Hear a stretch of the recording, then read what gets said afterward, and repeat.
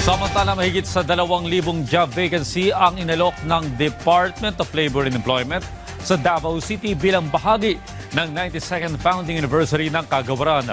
Yan ang ulat ni Regine Lanusa ng PTV Davao. Buwan ng Nobyembre nang natapos ang kontrata ni Fecarl Perez sa isang kumpanya dito sa Davao City. 5 buwan lang ang kanyang kontrata, kaya naman inasahan niya na mawawalan siya ng trabaho. Sa kanya umaasa ang kanyang pamilya, kaya hindi siya pwedeng huminto sa paghahanap ng trabaho.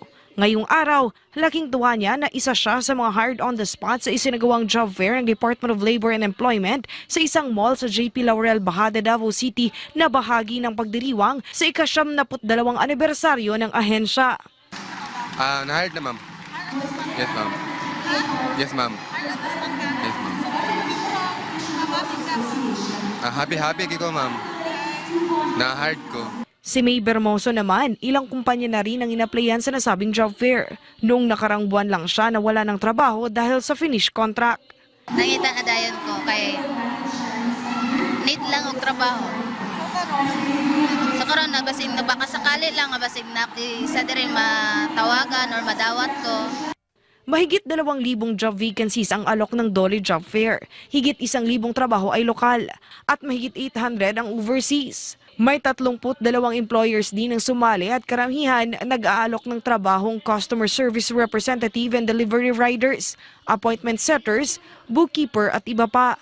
Mahigit 1,000 ring trabaho ang inalok para sa mga senior high school graduates. Para sa customer service representative, call takers position. Nangungunang bansa naman na nangangailangan ng manggagawa abroad ang Kingdom of Saudi Arabia, United Arab Emirates, Japan, Slovakia at Australia.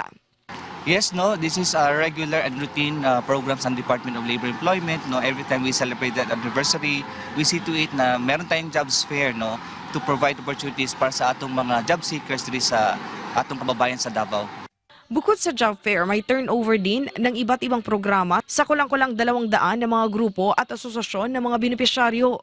Naging oportunidad din ito para sa mga first-time job seekers na makakuha ng mga requirements sa paghahanap ng trabaho. Overseas, and we also have other programs and services, no, just like the one-stop shop, no, where we provide assistance to all job seekers for this morning. And of course, we have participating government agencies just like the SSS, the National Bureau of Investigation, BIR, so on and so forth to provide necessary assistance for our job seekers.